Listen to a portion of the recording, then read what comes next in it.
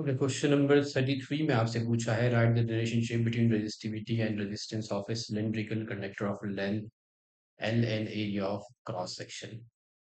तो इसको थोड़ा सा समझते हैं। आपके पास एक सिलिंड्रिकल कंडक्टर है, जो वायर जो है वो सिलिंड्रिकल शेप में ही रहती है, तो ये है सिलिंड्रिकल कंडक्टर। अब इस कंडक्टर के जो एंड्स हैं वो है दीज एंड्स। ये जो एंड्स है these are circular in shape. ये एंड्स है और इन्हें हम बोलते हैं क्रॉस सेक्शंस। तो ये है क्रॉस सेक्शंस और इनका जो एरिया है वो है ए। तो एरिया जो है इनका ए है।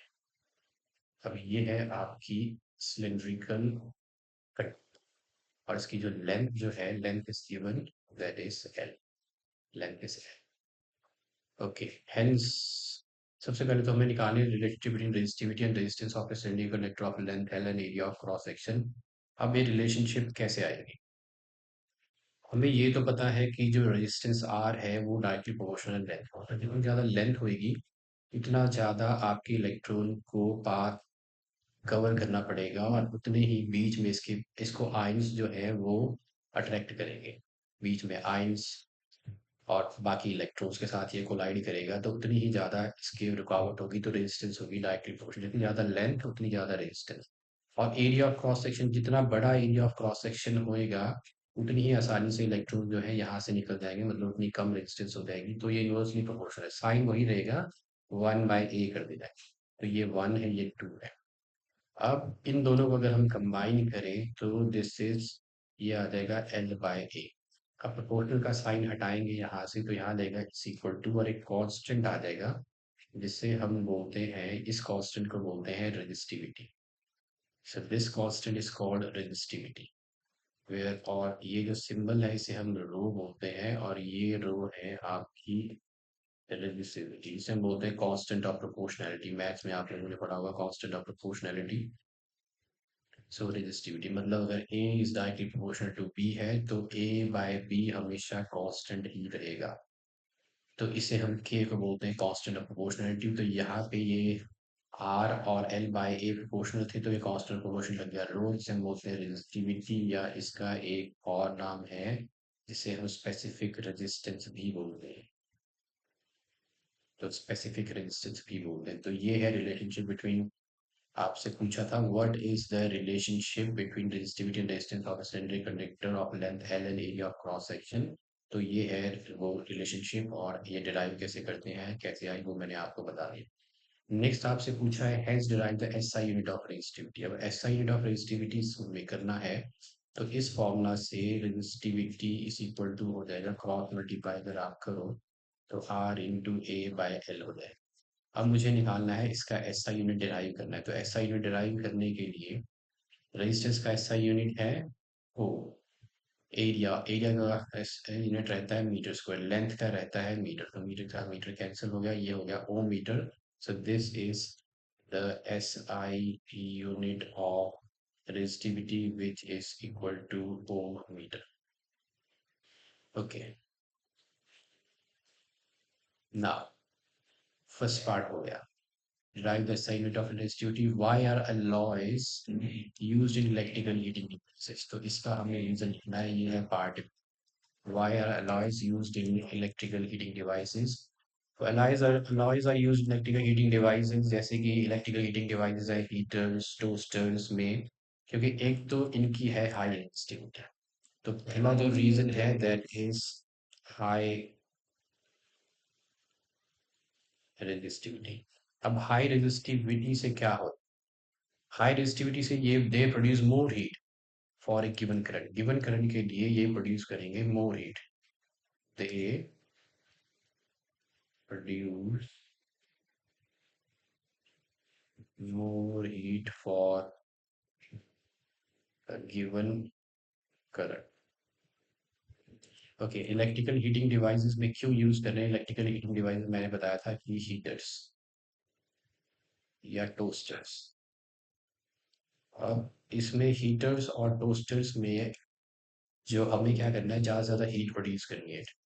टू कोई भी टेबल आइटम है उसको आपने गर्म करना है, या हीटर्स में किसी कहीं पे भी रूम टेम्परेचर आपने बढ़ाना है वहाँ पे। तो सबसे पहले अलॉयज़ को यूज़ करते हैं क्योंकि high resistivity they produce more heat for a given current. और क्या हो सकता है, और दूसरा हमें पता है कि हीट तो प्रोड्यूस करेंगे, लेकिन उस हीट के प्रोड्यूस करने पे ऐसा ना हो कि ये जो अलॉय जो है ये मेल्ट हो जाए। तो इसका होना चाहिए, तो अलॉयज का होता है हाई मेल्टिंग पॉइंट, मतलब जितना ज़्यादा आप इनको गर्म कर लो ये कभी मेल्ट नहीं होगी। तो हाई मेल्टिंग पॉइंट है, they do not melt easily at high temperature. ज़्यादा हीट मतलब हाई टेम्परेचर। तो हाई टेम्परेचर मतलब कोई भी चीज़ मेल्ट हो सकती है लेकिन ये मेल्ट नहीं होगी, कॉल्ड अलॉयज। तो हाई मेल्टिंग पॉइंट है इनका, that is they do not melt at high temperatures, या they do not oxidize, or they do not melt at high temperatures. They don't melt at high temperatures, इसीलिए हम alloys use करते हैं in electrical heating device. और ये oxidise नहीं होती है, ऑक्सीडाइज नहीं होती है, they do not oxidise easily हम लिखेंगे। तो हमारे पास ये तीसरा रीजन है। पहला रीजन था high resistivity of the alloys की, दूसरा हाई मेल्टिंग पॉइंट होता है, तीसरा they do not oxidise easily. और ऑक्सीडाइज का मतलब है वो रहेंगे स्टेबल और ड्यूरेबल जब ये रेड हॉट हो जाएंगे। रेड हॉट हो जाएंगे तो व्हेन रेड हॉट,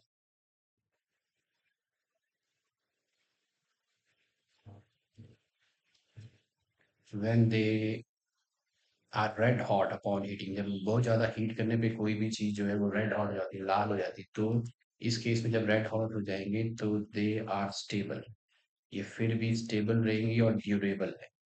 ऐसा नहीं कि एक बार रेड हॉट हो गया और आप इसको दोबारा यूज नहीं कर पाओगे, दे आर ड्यूरेबल भी है।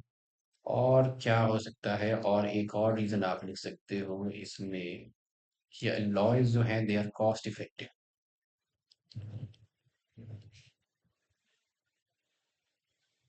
दे are cost effective and long lasting.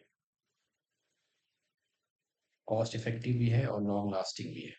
इसका मतलब कॉस्ट इफेक्टिव मतलब दे आर मोर एफिशिएंट और चीपर है। किससे? Cost effective and long lasting क्यों है? तो रीजन है दे आर मोर एफिशिएंट। अब एफिशिएंसी हम किसके साथ कंपेयर कर रहे हैं? क्योंकि जो अलॉयज हैं they are combination of one और मोर मेटल्स। तो अलॉयज जो बनती है एक या एक से ज़्यादा मेटल्स की कॉम्बिनेशन से बनती है, दे आर मोर एफिशिएंट। तो इस तरह से ये चीपर भी हो जाता है, more efficient and cheaper than pure metal constituents. Pure metals से जिनसे वो बनी है, प्योर मेटल कॉन्स्टिट्यूएंट्स से। तो ये है reason why we use alloys as heating elements in electrical heating devices. आपका पहला था high resistivity, high melting point, they do not oxidize readily or easily, and they are cost effective and long lasting.